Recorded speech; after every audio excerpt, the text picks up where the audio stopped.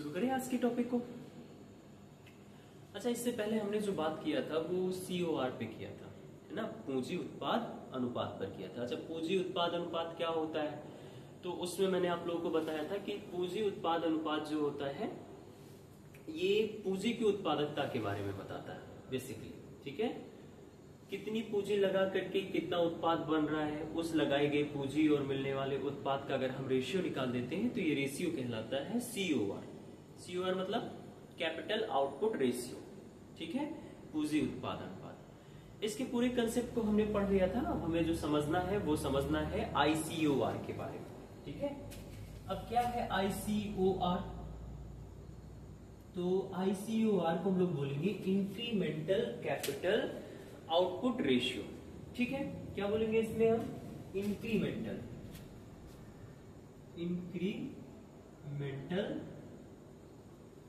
Capital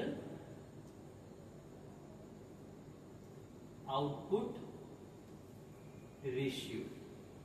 ठीक, हिंदी में इसको बोलेंगे वृद्धिमान या वृद्धिशील भी बोल सकते हैं, वृद्धिमान पूंजी उत्पाद अनुपात। ध्यान रखना है कि जिस तरीके से COR पूंजी की उत्पादकता बताता है उसी तरीके से ICOR भी पूंजी की उत्पादकता के बारे में ही बताता है। ये सिर्फ दोनों में अंतर इतना रहेगा कि वो पूंजी और उत्पाद का सिर्फ रेशियो के बारे में बात करता है, जबकि यहां ये बताता है कि अगर हमें एक अतिरिक्त इकाई का उत्पादन करना है, अगर हमें अतिरिक्त इकाई उत्पादन करना है या अतिरिक्त उत्पादक की इकाई मात्रा बनानी है, तो इतने के लिए कितनी मात्रा में आप निवेश करेंगे इसके बारे में बताता है। ठीक है, अतिरिक्त इकाई उत्पादन में निवेश के बारे में जो व्याख्या करता है उसे हम लोग कहते हैं ICOR, incremental capital output ratio. इसका मतलब ये हुआ कि अगर कोई उत्पादन हो रहा है, उस ओवरऑल उत्पादन में अगर हमें अतिरिक्त 1 यूनिट का अगर उत्पादन करना है, तो उस अतिरिक्त 1 यूनिट के उत्पादन में जितना अतिरिक्त पूंजी लगेगा इसके अनुपात को जो हमें बताता है उसे हम लोग कहते हैं वृद्धिमान या वृद्धिशील पूंजी उत्पाद अनुपात। बात समझ में आई? ठीक, और ये बात ध्यान रखनी है कि जिस तरीके से COR is direct inversely proportional हुआ था 1/, पूंजी की उत्पादकता। और पूंजी की उत्पादकता के बारे में क्या बताया था, पूंजी की उत्पादकता का एकदम सरल मतलब होता है कम से कम पूंजी लगा करके ज्यादा से ज्यादा उत्पादन कर लेना या उत्पादकता को बढ़ा लेना। बात समझ में आ रही है? तो अब ये जो ICOR है, ICOR और पूंजी की उत्पादकता में भी वही संबंध पाया जाता है, दोनों में संबंध सेम होते हैं। इसका मतलब अगर हम ICOR के लिए फॉर्मूला लिखेंगे तो हम लिखेंगे ICOR is inversely proportional to 1/, पूंजी की उत्पादकता। पूंजी की उत्पादकता, इसका मतलब ये हुआ। अच्छा, पूंजी की उत्पादकता वही है जो पीछे मैंने COR में बता रखा है। ठीक है, इसका मतलब ये हुआ कि अगर पूंजी की उत्पादकता ज्यादा है तो इसका मतलब ICOR कम हो जाएगा। तो एक बात स्पष्ट है कि किसी भी बेहतर अर्थव्यवस्था के लिए, किसके लिए, अगर कोई बेहतर अर्थव्यवस्था है, और बेहतर अर्थव्यवस्था का तात्पर्य क्या है, जहां पे ग्रोथ रेट अच्छा हो, समृद्धि दर अच्छी हो, तो वो बेहतर अर्थव्यवस्था होती है। तो अगर किसी हम बेहतर अर्थव्यवस्था में बात करें तो बेहतर अर्थव्यवस्था में ICOR का कम होना बेटर होता है।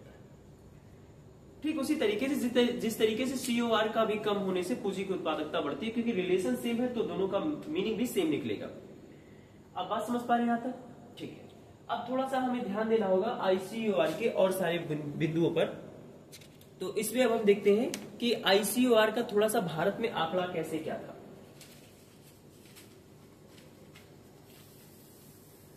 अगर हम ICOR का 2011 से लेकर के 2014 तक का आंकड़ा देखें तो 2011 से 2014 तक अगर हम ICOR का डाटा देखेंगे तो हम पाएंगे कि ये 5.5% था। बात समझ में आ रही? ICOR कितना था? 5.5 था। और यही 2014 से 2019 के बीच में अगर हम देखें, 2014 से 2000 अगर हम 19 के बीच में देखें तो ये जो मात्रा है ये घट करके 4.5% हो गई आईसीओआर का। और आईसीओआर घट रहा है, इसका मतलब पूंजी की उत्पादकता ज्यादा है, इसका मतलब हमारी समृद्धि की जो दर होगी ये अच्छी होगी। इतना समझ में आ रहा आपको? ठीक। अच्छा, सरकार लगातार प्रयास कर रही है कि आईसीओआर को कम किया जाए, लेकिन दिक्कत यह है कि आईसीओआर बढ़ा ही रहता है। इसके पीछे का क्या रीजन है कि आईसीओआर अधिक हो जाता है। देखो, अगर हम बात करें कि आईसीओआर के अधिक होने के कारण का, के अधिक होने के रीजन पर, अधिक होने के कारणों पर अगर हम बात करें तो इसके लिए जो कारण है 3-4 बहुत बेसिक कारण है। सबसे पहला जो बड़ा कारण है वो ये है कि मजबूत आधार का या मजबूत अर्थव्यवस्था में कोई आधारभूत कंसेप्ट नहीं है हमारे पास, आधारभूत संरचना नहीं है हमारे पास, इंफ्रास्ट्रक्चर हमारे पास बहुत मजबूत नहीं है। बात समझ में? तो सबसे पहला आईसीओआर के ज्यादा होने का कारण क्या दिखाई दे रहा है कि हमारे पास मजबूत इंफ्रास्ट्रक्चर नहीं है। मजबूत इंफ्रास्ट्रक्चर मतलब आधारभूत संरचना। आधारभूत संरचना का मीनिंग क्या होता है? जैसे सड़क, रेलवे और बंदरगाह, है ना, बड़ी इमारतें, बड़ी बिल्डिंग, ये सब भी आधारभूत संरचना के हिस्सा होती है। ठीक है, तो हमारे पास मजबूत आधारभूत संरचना नहीं है, यह इसकी भारी कमी है, इसकी वजह से आईसीओआर बढ़ जाता है। ठीक। दूसरी चीज अगर हम बात करें, क्योंकि जब हमारे पास एक मजबूत आधारभूत संरचना ही नहीं होगा, इंफ्रास्ट्रक्चर नहीं होगा, तो हम पूंजी की उत्पादकता कैसे बढ़ा लेंगे, है ना। अगर हमारे पास, जैसे एग्जांपल के तौर पे हम बात करें कि हमारे पास अच्छी सड़कें नहीं है, तो हम पूंजी की उत्पादकता नहीं बढ़ा सकते हैं। कैसे? जब आपके पास अच्छी सड़कें नहीं होंगी, इसका मतलब क्या हुआ? इसका मतलब ये हुआ कि अब आपको ज्यादा से ज्यादा खर्च करना पड़ेगा, ज्यादा से ज्यादा प्रोडक्शन के लिए। कैसे? एक उदाहरण से बात समझते हैं। मान लिया यहाँ पे आपकी फैक्ट्री है, यहाँ से आपको काफी दूरी पर कुछ मटेरियल, यहाँ से प्रोडक्ट बना करके यहाँ पर आपको पहुंचाना है। आपने यहाँ पे कोई मटेरियल बनाया, उसको आपने वाहन पे लोड किया, अब वाहन से यहाँ से चल करके वहां जाना है। अगर आपके पास ये सड़क अच्छी नहीं होगी तो इसका मतलब ये है कि अब आपको यहाँ से यहाँ तक मटेरियल पहुंचाने में ज्यादा खर्च करना पड़ेगा। और जबकि पूंजी की उत्पादकता कहते किसे है? कम से कम खर्च करके ज्यादा से ज्यादा प्रोडक्शन प्राप्त करना। तो यहाँ तो आपने खर्च ही ज्यादा कर दिया। बस समझ गए? तो इसीलिए अगर हमारे पास आधारभूत संरचना नहीं होती है तो उससे जो पूंजी की उत्पादकता होती है घट जाती है और आईसीओआर जो होता है ये बढ़ जाता है। स्पष्ट हुआ? अगले अगर हम इसके रीजन पर बात करें तो हमारे पास जो श्रमिक है, ये श्रमिकों में कौशल युक्त श्रमिक नहीं है। इसका मतलब इनमें कौशलता की कमी है। श्रमिकों में कौशल की या कौशल विकास की भारी कमी पाई जाती है। जैसा कि आंकड़े के हिसाब से मैंने आप लोगों को बताया था कि भारत में श्रमिक तो बहुत ज्यादा है, लेकिन जो कौशल युक्त श्रमिक है, जिनको किसी न किसी फील्ड में सर्टिफिकेट मिला हुआ है, उनकी मात्रा केवल 4.7% ही है। बात समझ में आ रही है? ठीक। तो भारत में दूसरा रीजन, क्योंकि जब हमारे पास बहुत ज्यादा कौशल युक्त श्रमिक नहीं होंगे तो हम मशीनीकरण अपने क्षेत्रों में, अपने प्रोडक्शन में ज्यादा नहीं कर सकते, क्योंकि मशीनों को चलाने के लिए एक निपुण, एक कौशल युक्त श्रमिक की जरूरत होती है और भारत में इसकी बहुत ज्यादा मात्रा में कमी। अगली चीज कि जो उद्योग है हमारे, इन उद्योगों में जो तकनीक है ये बहुत उच्च नहीं है। तकनीकी जो लगी है इंडस्ट्रियल सेक्टर्स में, ये बहुत हाई क्वालिटी के नहीं है। तो इन सब मूल रीजनों से आईसीओआर जो होता है ये ज्यादा हो जाता है, क्योंकि ये 3 ऐसे मेजर रीजन है जिनकी वजह से पूंजी की उत्पादकता बहुत कम हो जाती है। और पूंजी की उत्पादकता कम हुई मतलब आईसीओआर का मान बढ़ जाता है। स्पष्ट हुआ यहां तक? ठीक। तो ये आईसीओआर के टॉपिक में बस इतनी मेजर बातें ध्यान रखनी है, ये कंसेप्ट खत्म हो जाएगा। इसके बाद अब एक टॉपिक हमें समझना है जिसमें हम ये समझेंगे कि आईसीओआर का, समृद्धि दर का और सकल बचत का क्या रिलेशन है आपस में। अब हम वो समझते हैं।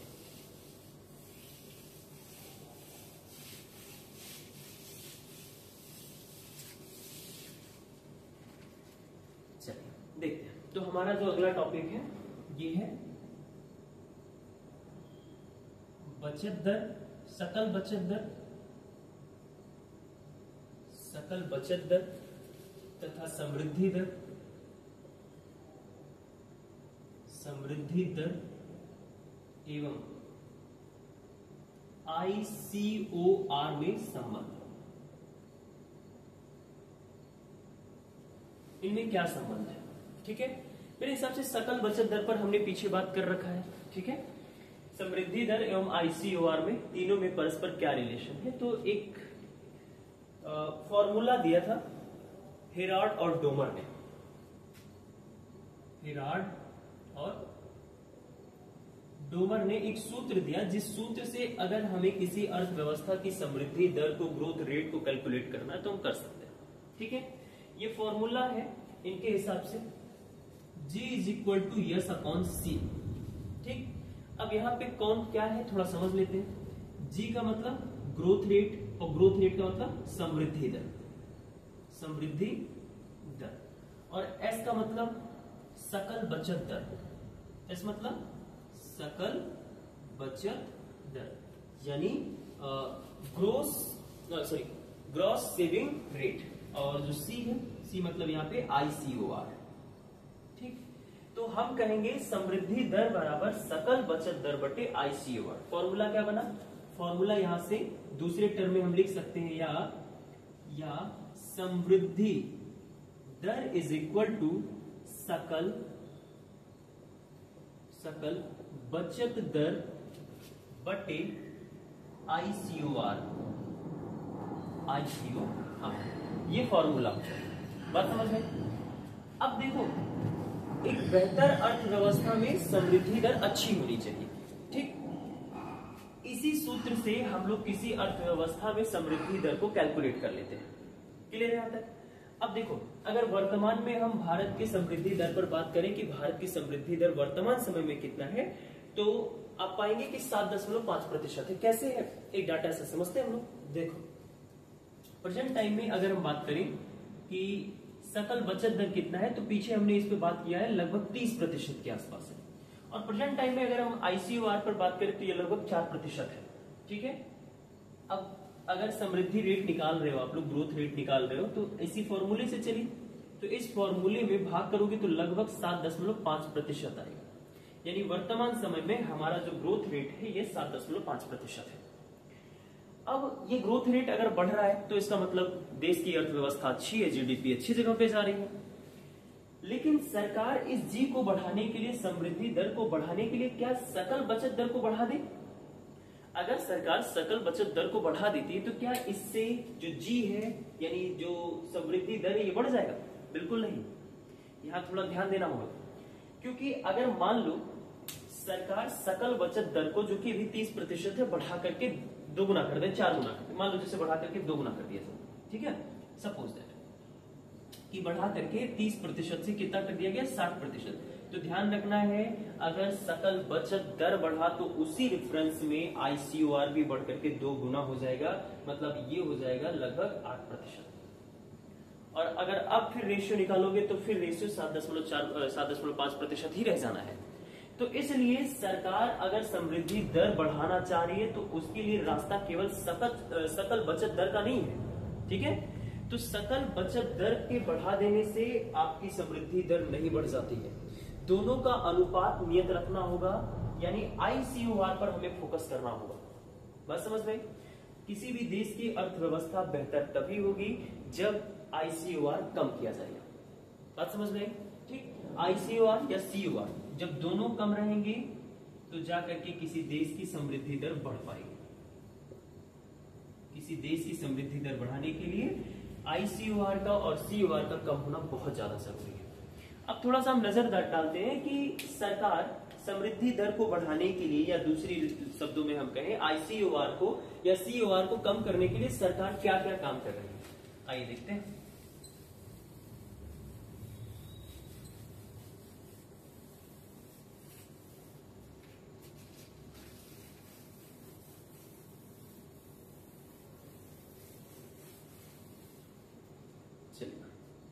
तो अगर हम बात करें कि सरकार ICOR को कम करने का क्या प्रयास कर रही है, ICOR को कम करने के सरकारी प्रयास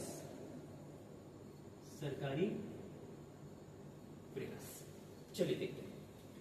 तो सबसे पहला प्रयास जो सरकार ने किया है, ये आधारभूत संरचना निर्माण पर बहुत ज्यादा जोर दिया है। सरकार का पहला प्रयास क्या है? इंफ्रास्ट्रक्चर को बनाने में बहुत ज्यादा जोर दिया गया और इसके लिए सरकार ने 2023-24 का बजट अगर हम देखें, 2023-24 का बजट, तो इंफ्रास्ट्रक्चर पर जो 2023-24 में देखें अगर हम इंफ्रास्ट्रक्चर पर कितना खर्च हो रहा है, तो ये लगभग 7.5 लाख करोड़ रुपए खर्च हो रहा है। 7.5 लाख करोड़ रुपए खर्च होते हैं किस पे? इंफ्रास्ट्रक्चर पर, यानी आधारभूत संरचना बनाने पर। आधारभूत संरचना बनाने पर यहां पे 2023-24 के बजट में 7.5 लाख करोड़ रुपए आधारभूत संरचना में इन्वेस्ट हुए। बात समझ में? अब ये जो है सरकार इसे बढ़ा करके 7.5 लाख करोड़ से इसको 10 लाख करोड़ करना चाहती है,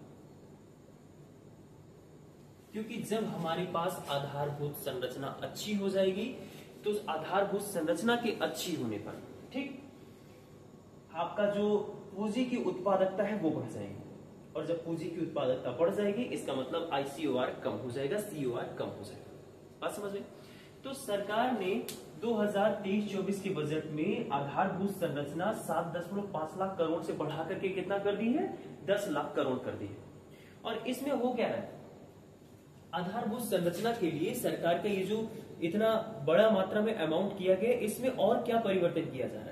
तो सबसे पहले राष्ट्रीय अवसंरचना पाइपलाइन पर फोर्स किया गया है। इसके थ्रू राष्ट्रीय अवसंरचना पाइप लाइन पर जोर दिया गया, और इसके साथ साथ इतनी बड़ी अमाउंट को कहां खर्च किया जा रहा है? तो आपने सुना होगा गति शक्ति योजना, गति शक्ति योजना, यहां पे इसको इन्वेस्ट किया जा रहा है। और अगले अगर हम बारे में बात करें इसको कम करने के सरकारी प्रयास में, तो अभी मैंने जैसे रीजन में बताया था कि ICOR को के बढ़ने के पीछे का क्या रीजन था, तो उसमें एक तो आपने देखा था कि आधारभूत संरचना की कमी थी, और दूसरा पॉइंट जो आपने देखा था उसमें हमने देखा था कि जो श्रमिक हैं, इन श्रमिकों के पास कुशलता बहुत ज्यादा नहीं है। तो PM कुशल, आपने एक योजना का नाम सुना होगा, PM कौशल विकास के लिए ये है, जिसको प्रधानमंत्री या PM कौशल विकास योजना के नाम से आपने सुना होगा, जो श्रमिकों की कौशलता बढ़ाने में या उनकी कुशलता बढ़ाने में ये हेल्प करता है। बात समझ में आ रही है? ठीक, तो ये कुछ सरकारी प्रयास हैं। इसके साथ साथ और एक 2023 में एक नीति लाई गई थी, 2023 में ICOR को कम करने के लिए विशेष पर्पज से लाई गई थी राष्ट्रीय लॉजिस्टिक नीति, राष्ट्रीय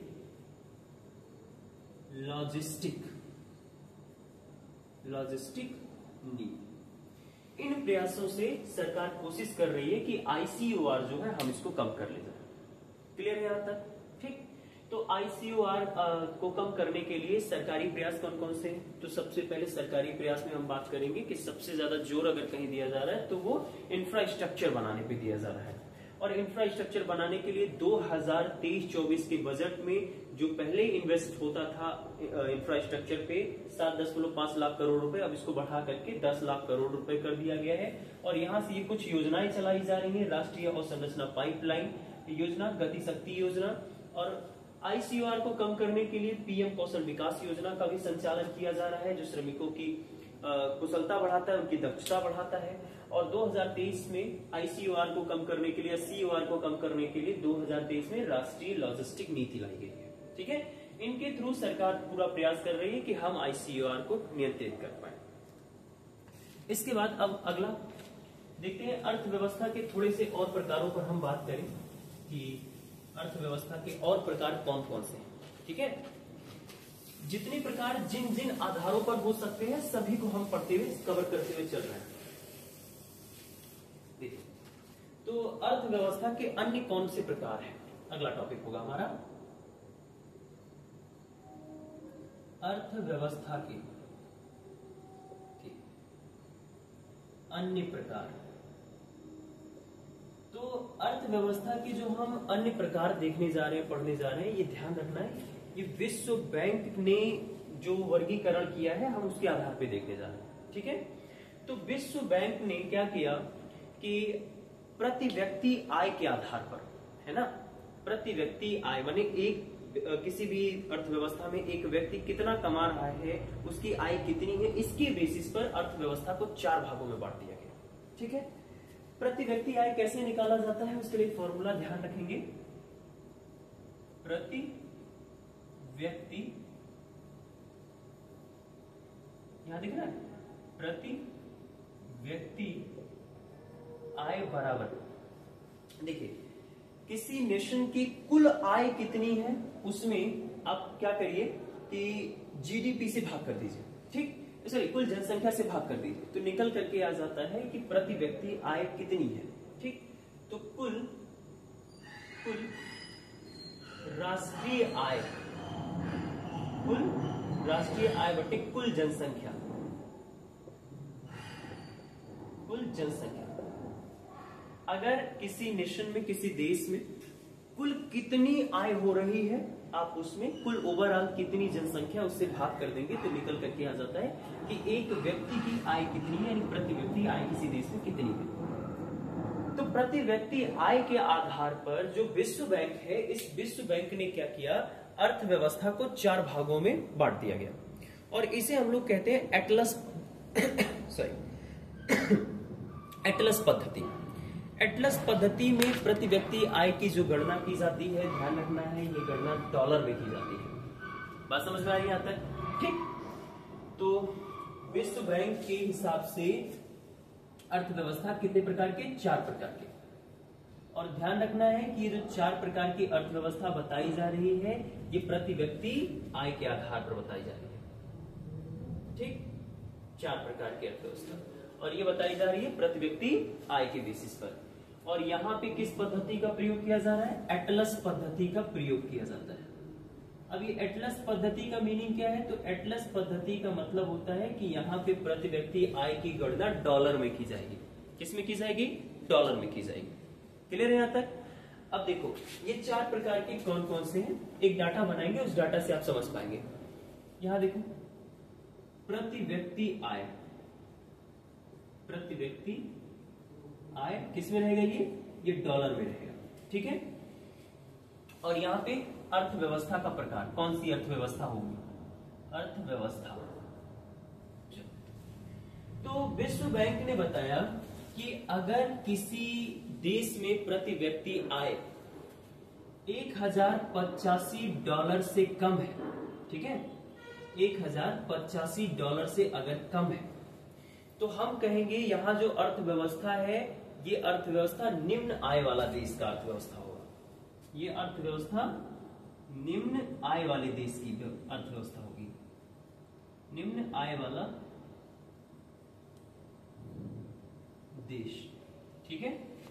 और ध्यान रखना ये जो निम्न आय वाला देश है, इसे हम लोग कहते हैं अल्प विकसित देश। क्या कहेंगे इसको, अल्प विकसित देश। ठीक, अगर किसी देश में प्रति व्यक्ति आय की वैल्यू $1085 से कम है या $1085 से कम है, तो हम कहेंगे कि ये जो अर्थव्यवस्था है, यहाँ की जो अर्थव्यवस्था है, इस अर्थव्यवस्था के बेसिस पर ये एक निम्न आय वाला देश है। इसका मतलब ये एक अल्प विकसित देश है।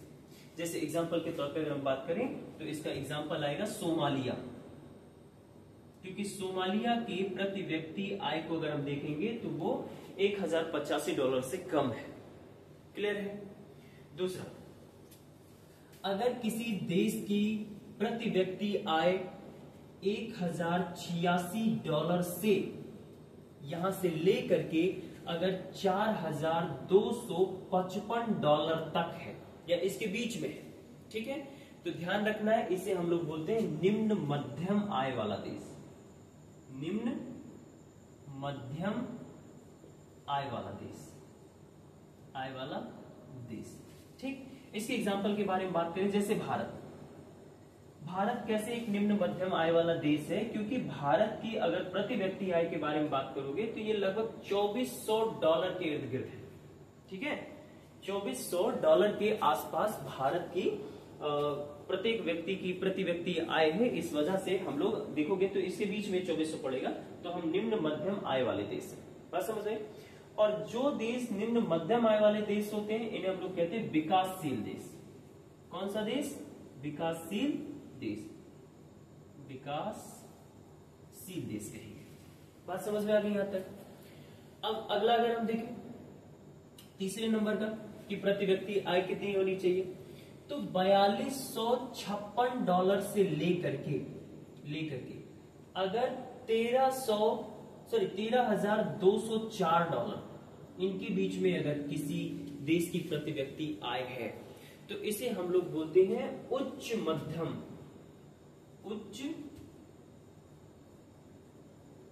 मध्यम आय वाला देश। ठीक, आय वाला देश।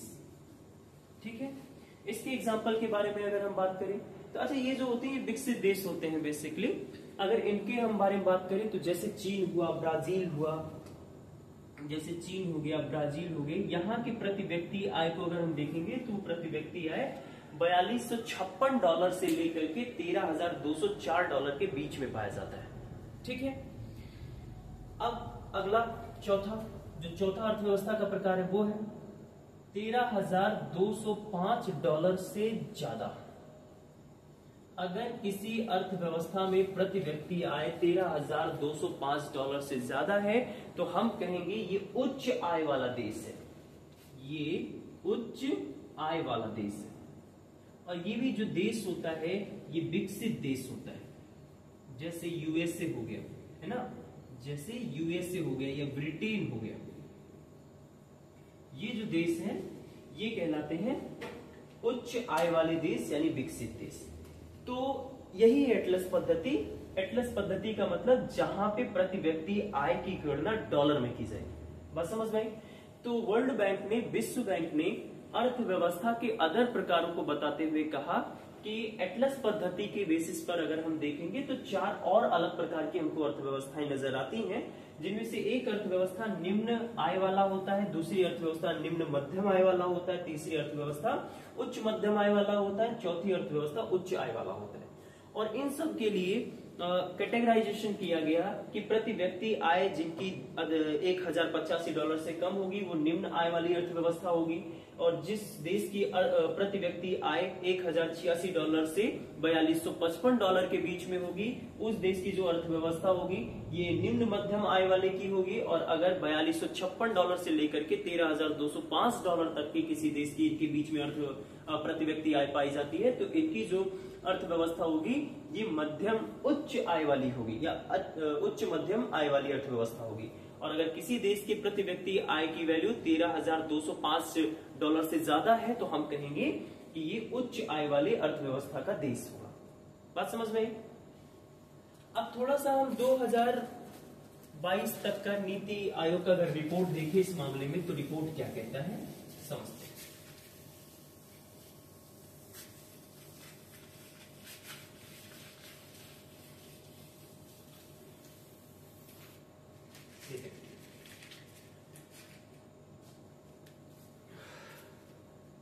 नहीं, ये टॉपिक कंप्लीट हो गया, अभी इसमें रिपोर्ट वगैरह नहीं पढ़ना। अब थोड़ा सा हम समझते हैं और जो चुटपुट कुछ अर्थव्यवस्थाएं हैं थोड़ा सा उनको समझ लेते हैं। तो उनमें से एक अर्थव्यवस्था समझनी है जिसे हम लोग कहते हैं गिग अर्थव्यवस्था। इससे पीटी में कई बार क्वेश्चन मिला हुआ है। एक बार इसके जो पीटी का क्वेश्चन आया था ये 2021 में आया था गिग अर्थव्यवस्था पर।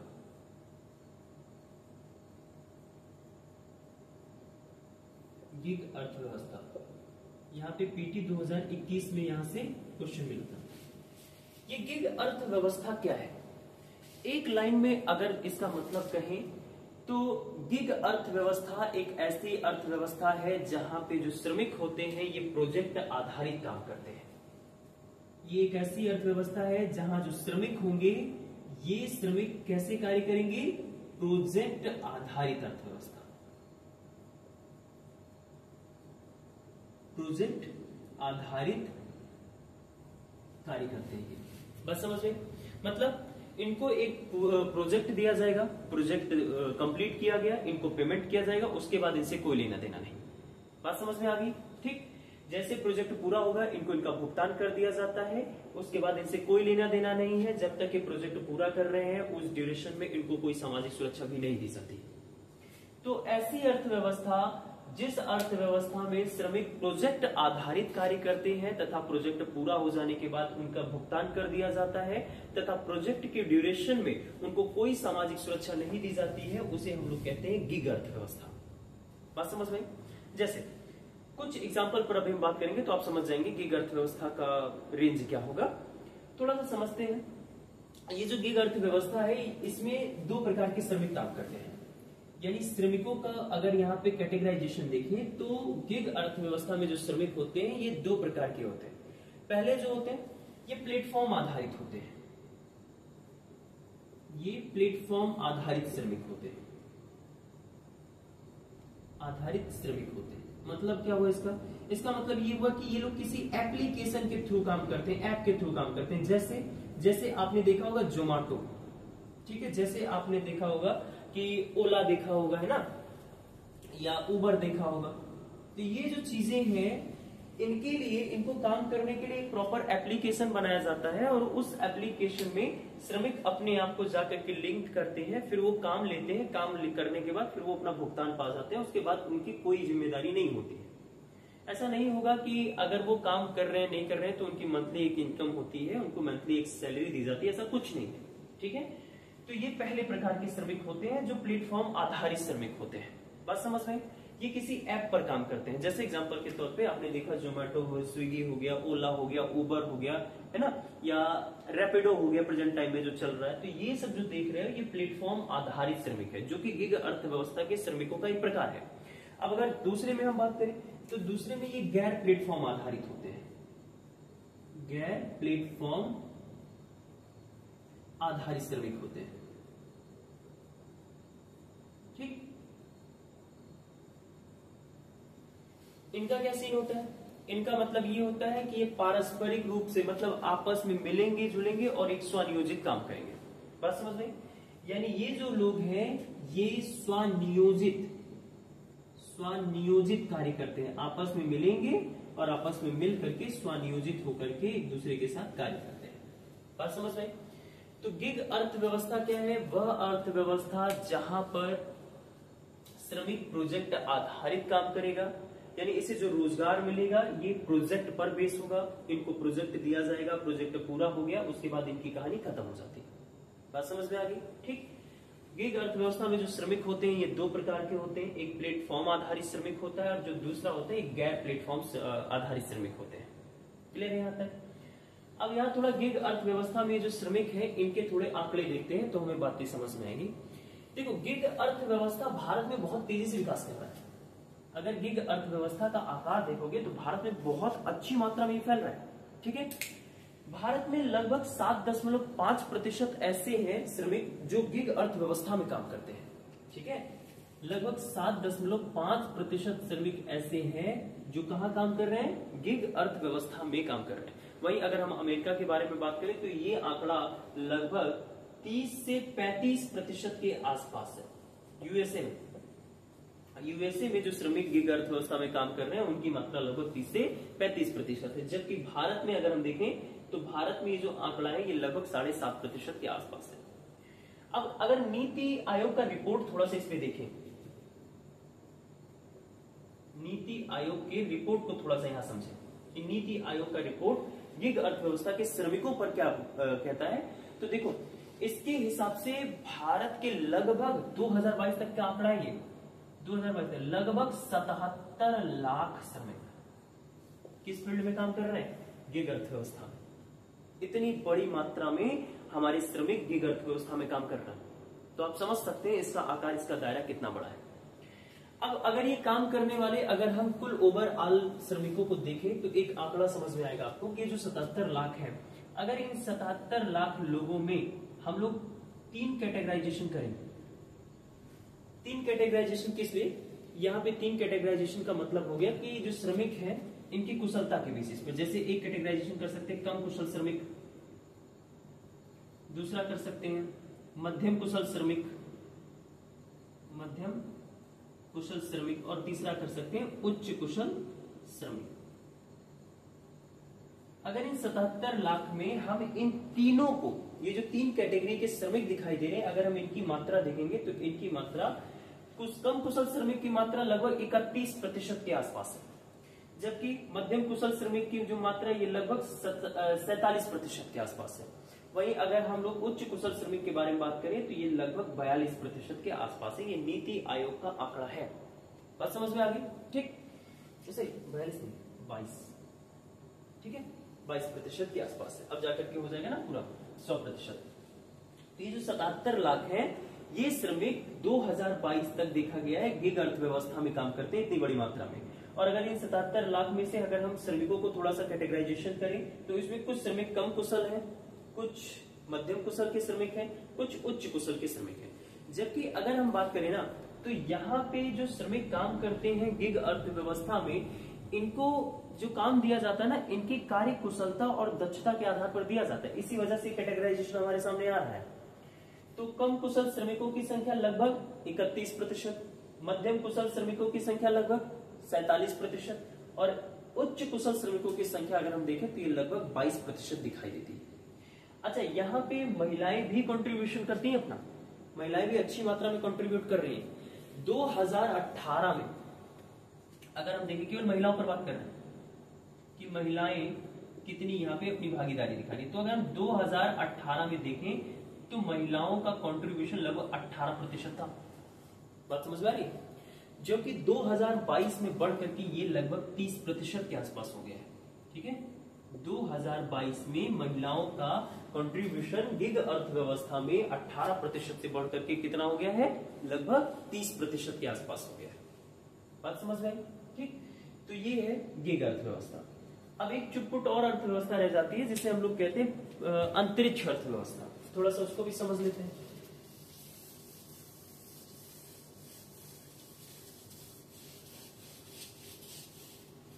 अंतरिक्ष अर्थव्यवस्था, इसमें जो मैं टॉपिक बताने वाला हूं इसको बहुत बेहतरीन रूप से हम लोग साइंस एंड टेक में पढ़ेंगे, लेकिन अभी उसका थोड़ा सा टर्म हम यहां समझ लेंगे कि अंतरिक्ष अर्थव्यवस्था का कंसेप्ट क्या है। देखो,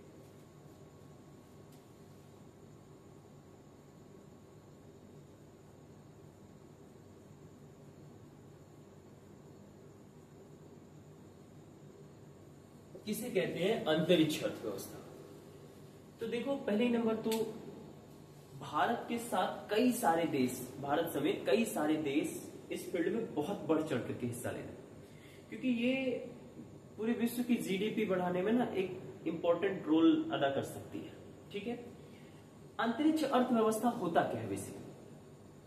तो अंतरिक्ष अर्थव्यवस्था, जैसे हम क्या करते हैं, हमारा नेविगेशन सिस्टम है, हम ऊपर अपने उपग्रह छोड़ते हैं, है ना, तो उपग्रह छोड़ना या फिर जो अंतरिक्ष में कचरे हैं, अंतरिक्ष कचरा जिसे कहते हैं, उनके प्रबंधन के लिए या वहां पे हम लोग अपना स्टेशन बनाना या अंतरिक्ष पर्यटन के लिए व्यवस्था करना, ये सब जो व्यवस्थाएं आप देख रहे हैं ये शामिल होती हैं अंतरिक्ष अर्थव्यवस्था में।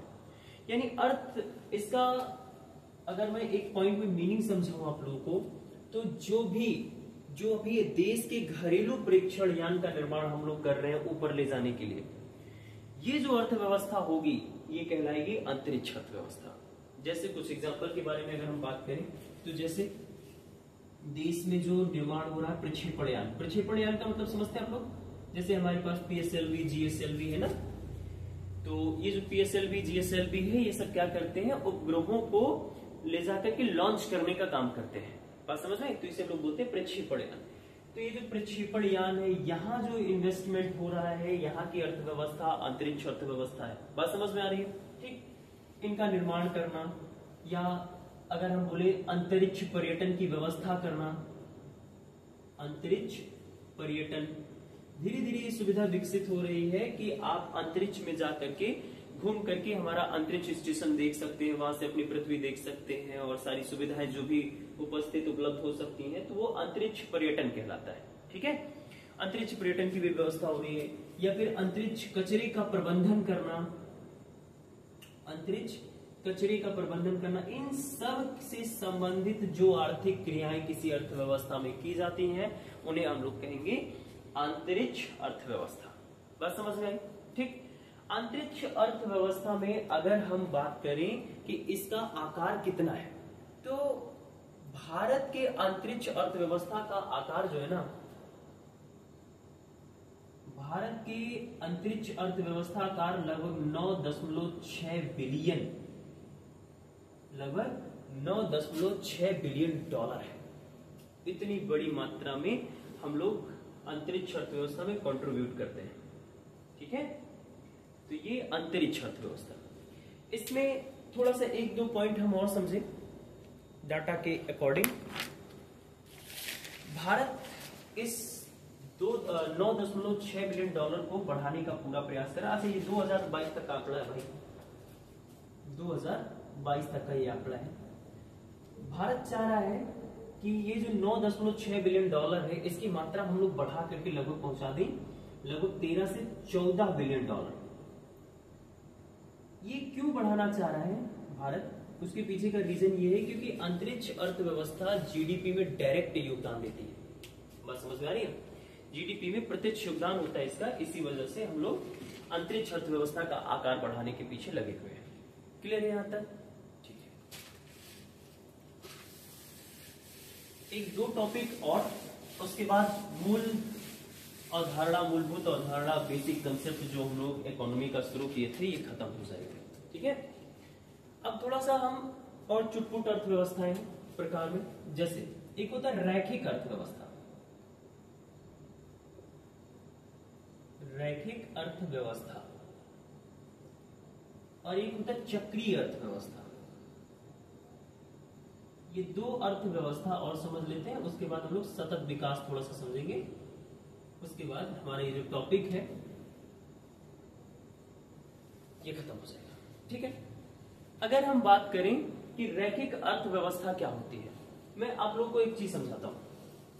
कोई वस्तु आपने खरीदा, ठीक है, वस्तु का आपने किया क्रय, क्रय करने के बाद आपने उसका किया उपयोग या उपभोग, उसके बाद आपने इसको फेंक दिया।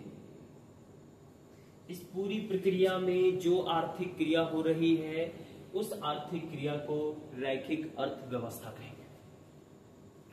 किसी वस्तु को खरीदा, उसका यूज किया, उसको फेंक दिया, तो यहां इस पूरी प्रक्रिया में जो अर्थव्यवस्था मिलेगी, जो आर्थिक क्रियाएं होंगी, उन्हें हम लोग रैखिक अर्थव्यवस्था कहते हैं। क्लियर है एकदम यहां तक? ठीक, अभी चक्रीय अर्थव्यवस्था क्या है? चक्रीय अर्थव्यवस्था रैखिक अर्थव्यवस्था को काउंटर करने के लिए बनाया गया है। यानी जो रैखिक अर्थव्यवस्था में जो चुनौतियां हैं, अब यहां सबसे ज्यादा चुनौती नजर क्या आएगी? आप वस्तु खरीद रहे हैं, उनका उपयोग कर रहे हैं, फिर लास्ट में उसको फेंक रहे हैं, मतलब पोल्यूशन बढ़ाएंगे, कचरा बढ़ाएंगे। अब इस कचरे का निदान करने के लिए, यानी रैखिक अर्थव्यवस्था में जो चुनौती है, इस चुनौती को दूर करने के लिए, चुनौती को दूर करने के लिए जो अर्थव्यवस्था सामने आकर के खड़ी होती है, उसे हम लोग कहते हैं चक्रीय अर्थव्यवस्था। बात समझ में आ रही चक्रीय अर्थव्यवस्था की? तो चक्रीय अर्थव्यवस्था मतलब वह अर्थव्यवस्था जो रैखिक अर्थव्यवस्था की चुनौती को दूर करता है। और रैखिक अर्थव्यवस्था को की चुनौती को दूर करने के लिए हम लोग 3R पर फोकस करते हैं। ये 3R क्या है भाई? तो 3R का मतलब होता है, एक R का मतलब होगा रिड्यूस, ठीक, फिर रीयूज, एंड एक होता है इससे R से कम करना, उसको क्या बोलेंगे यार इंग्लिश में? Recycle, sorry, recycle. तो ये 3R पर हम लोग चक्रीय अर्थव्यवस्था के थ्रू काम करते हैं। ठीक है, तो इसमें ये काम कैसे होता है? जैसे अभी देखो यहाँ पे हमने वस्तु खरीदा, इसका हमने क्रय किया, इसका हमने उपभोग किया, और उसके बाद इसको हमने फेंक दिया, इसको हमने फेंक दिया। अब चक्रीय अर्थव्यवस्था में इस फेंकी गई चीज का हम लोग करेंगे रिसाइकल, यानी इसको फिर से बनाएंगे, पुनः निर्माण, या फिर से उसको यूज करेंगे, हम कह सकते हैं। तो बोलेंगे पुनर्चक्रण, पुनर्चक्रण। इसको जब हम फिर से पुनर्चक्रण करेंगे तो ये फिर से यूज करने लायक हो जाएगा। ठीक, इनसे ये फिर से यूज करने लायक हो जाएगा। इनका हम फिर से कोई पुनः दूसरी वस्तु बना सकते हैं, और वस्तु बना करके फिर इसका उपयोग कर सकते हैं। बात समझ में आ रही है? और ऐसे वस्तुओं का हम इसका निर्माण करेंगे जो लगातार आगे चल करके फेंकने की स्थिति में ना पहुंचती हो, लगातार वो यूज में आती रहे। तो ये जो आप एक चक्र देख रहे हो इसे हम लोग बोलते हैं चक्रीय अर्थव्यवस्था, जो क्या करती है, रैखिक अर्थव्यवस्था में जो चुनौती है उस चुनौती को दूर करने का काम करती है। यहां तक की बात समझ में आ गई? ठीक। अब एक वर्ड हमें समझना है, सतत विकास, सस्टेनेबल डेवलपमेंट। क्या होता है सस्टेनेबल डेवलपमेंट या सतत विकास?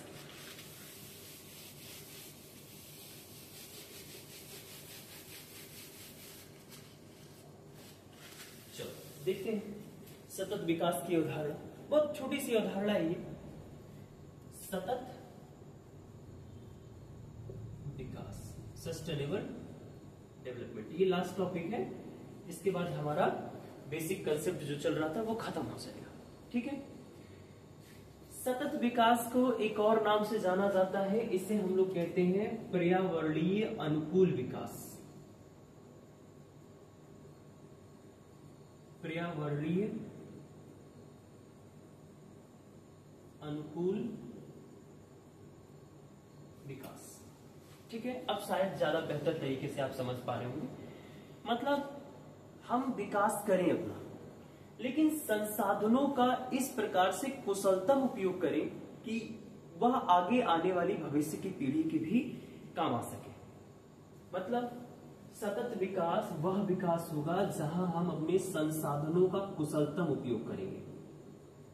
संसाधनों का कैसा उपयोग करेंगे? कुशलतम उपयोग करेंगे। इस कुशलतम उपयोग करने का मतलब क्या हुआ? इसका मतलब ये हुआ कि भविष्य में जो पीढ़ी है, भविष्य की जो पीढ़ी होगी, इस पीढ़ी के लिए भी संसाधन बच सके, इनके लिए भी संसाधन सुरक्षित रहे। तो ये जो आप देख रहे हो, यहां जो आप विकास करोगे, इन पॉइंट्स को ध्यान में रख करके जब आप विकास करोगे तो वो कहलाएगा सतत विकास। बस समझ गए? तो सतत विकास को पर्यावरणीय अनुकूल विकास भी कहा जाता है, और ये एक ऐसा विकास है जहां हम लोग संसाधनों का कुशलतम उपयोग करते हैं, और ये वर्तमान में तो यूज में आता ही आता है। वर्तमान में जितनी हमारी आवश्यकताएं हैं उनकी पूर्ति करता ही करता है, लेकिन हम उनके कुशलतम उपयोग के थ्रू भविष्य में भी संसाधनों को संरक्षित रख सकते हैं, भविष्य में आने वाली पीढ़ी के लिए। बात समझ गए? तो ये जो टॉपिक हमने पढ़ा, सतत विकास या COR जो पढ़ा, या फिर जो चुटपुट और अर्थव्यवस्थाओं के प्रकार थे, इन सब को पढ़ने के बाद हमारा जो बेसिक कंसेप्ट था ये खत्म हो चुका है। अब हम कल सबसे पहले बात करेंगे कि जितने बेसिक कंसेप्ट से लेकर के सवाल आज तक पूछे गए हैं, हम सब पर पॉइंट टू पॉइंट चर्चा करेंगे। ठीक है। तो उसको हम लोग करते हैं कल। आज के लिए बस इतना ही।